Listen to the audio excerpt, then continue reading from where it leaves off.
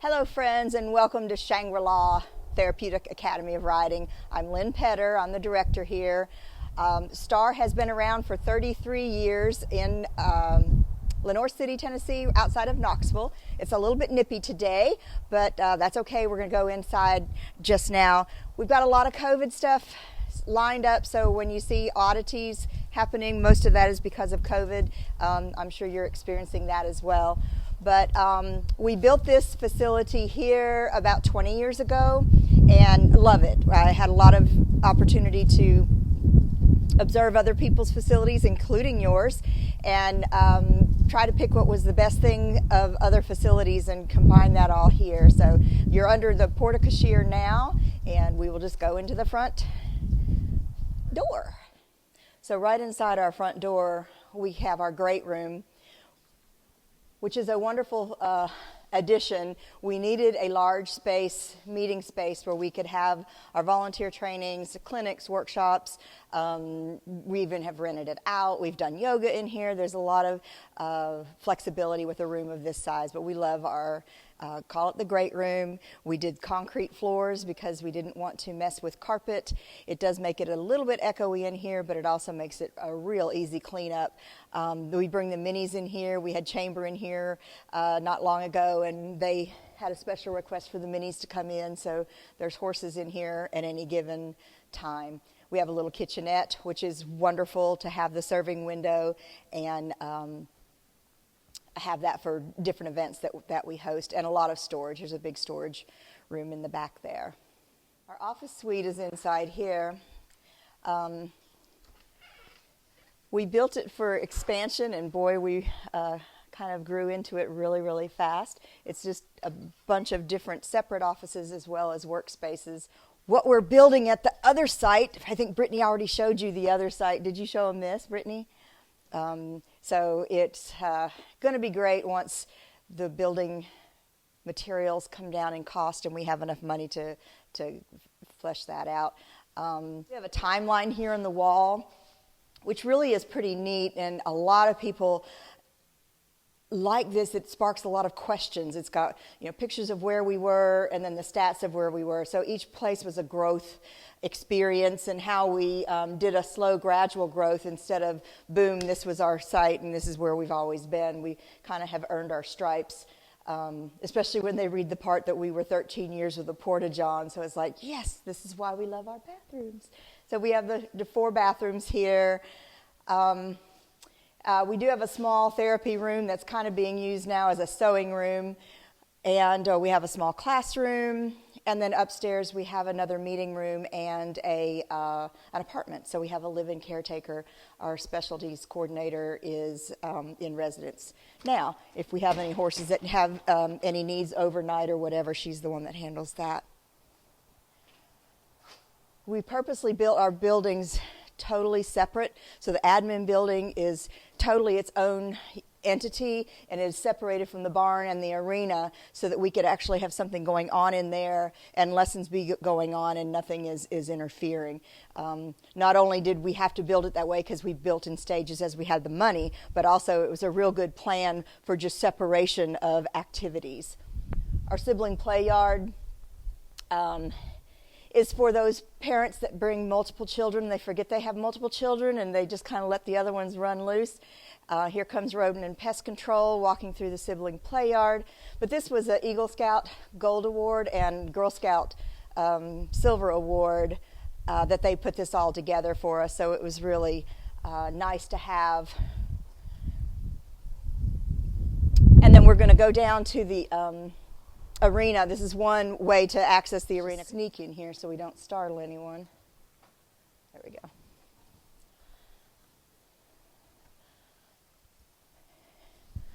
Because it's winter, we don't do the arena watering quite as frequently as we usually do. We have all those pipes turned off for the freezing. But the arena itself is 200 by 180. And we built the building so that we can pull hay wagons in the edges because we have our own hay field and we put up our own hay, and we don't want to pull the wagons into the arena, the riding part of it. We often though have to put the hay under shelter, and so this way it enables us to not only have bleacher seating over there, but to have some of our hay equipment. We can pull hay wagons in on all four of the big doors, and this also allows us, this 30 feet of concrete on the end here is marvelous. We use it all the time for events and our tax swap, and it's the kitchen for one of our events, and it's just a wonderful area that's just another big spanse that can be used. We have big ass fans, which was a fundraiser that we did to get those put in, and it was wonderful. We just had got them installed, and we had one of the classes of ladies with MS, and they were so excited because they could ride the entire time. It was summer when we got these put in, and usually they don't quite last the whole hour, and so they were super excited, and it's literally what those fans are good for. You see, we have the translucent panels, so we don't have to necessarily run the lights, and all the lights are on switches to where we can burn alternate rows, and half of each fixture can be lit at one time. So makes it to where we can just be as frugal as we want with our electrical consumption, just depending on what kind of electrical needs and lighting needs we have at the time. The roll-up doors are the same that we have in the grooming bays, and they're lovely. Right now we've got them all closed down because it's very chilly outside and the wind is blowing. We have a bird problem. We're hoping that we fix the swallow problem by putting netting in all the windows. But the dang pigeons just keep finding ways around things, and as soon as you open a door, here they all come. And so we're doing pigeon eradication, which is not a nice business, but it's very necessary. This is our observation room. In all honesty, we don't use it that much. We use it as a storage and event room. It has a lot of reflection on that glass. It was the one thing in this facility that we did not do right, and it was not caught by the engineers, it wasn't caught by the architect, nor was it caught by the builder or myself, and it was too bad because we have light doors on the back and then mirrored windows up here, and it's just too much reflection. We tried.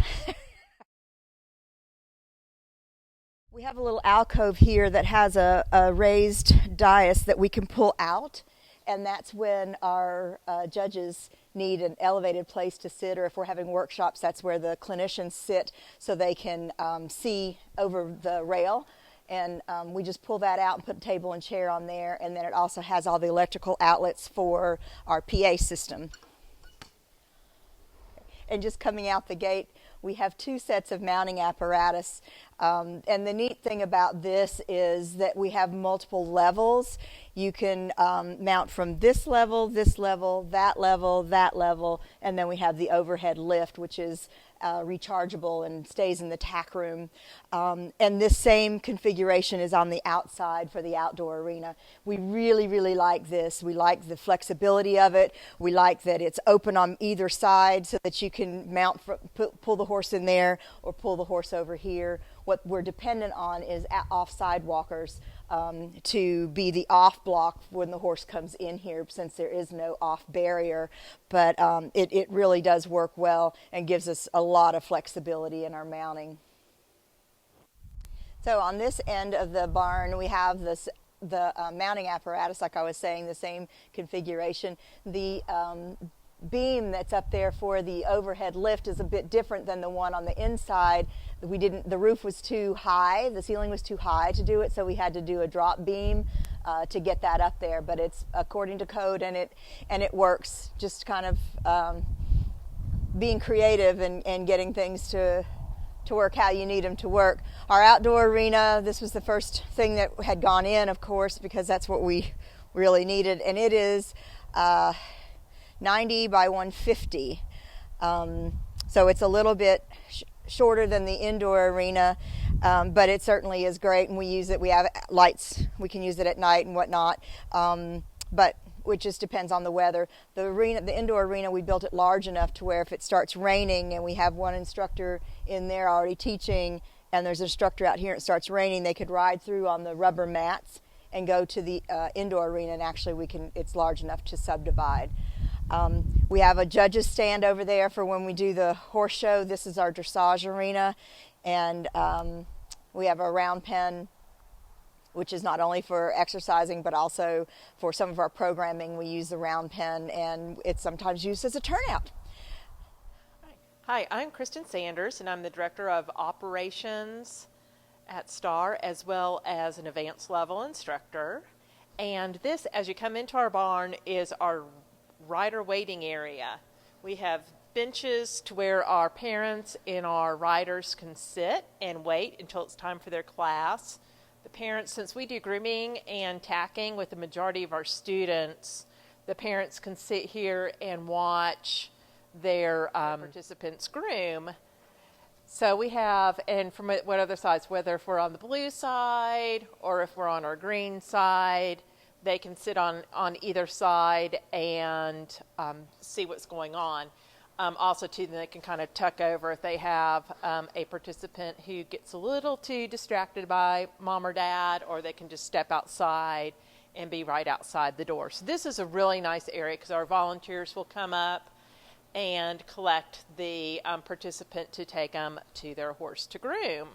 On this bulletin board, we kind of have our horses listed, some of our horses, and we use this a lot. Our riders will come over here a lot and point out who their horse is, and we have information here about our other programs, our Heroes and Horses, Minis in Motion, and our Changing Strides. Over on this side, we have a calendar of what's going on. It's ready to be updated for this session. And we have resources over here for our parents.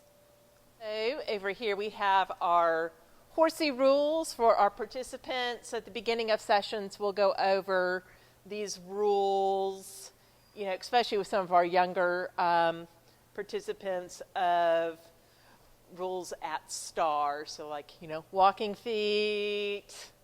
They like, horses like quiet noises.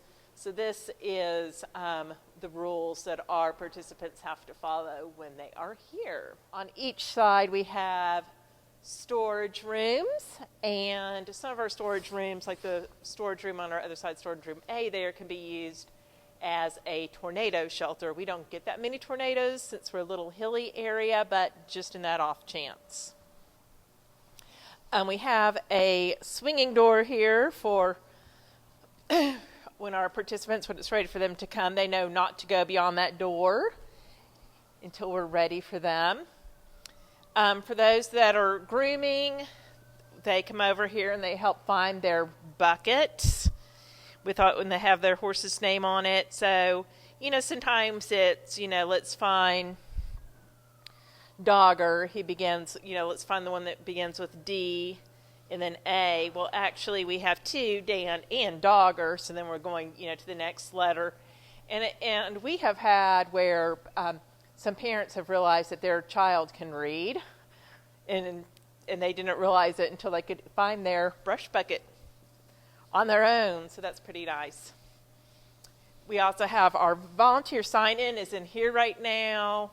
We used to do the iPad, but due to our COVID restrictions, they're signing in here when they come into the barn. There's our cat Bubba. Over here is our helmet shelves with all of our helmets marked. And usually we'll get these after we do our grooming and tacking, and a lot of our participants learn which helmet is theirs, and they will come with their volunteer over here and get their own helmet off the shelf. We have some storage cabinets in the corner that have some of our toys, especially like our seasonal toys like Easter and Halloween games and activities are in these storage cabinets in the corner.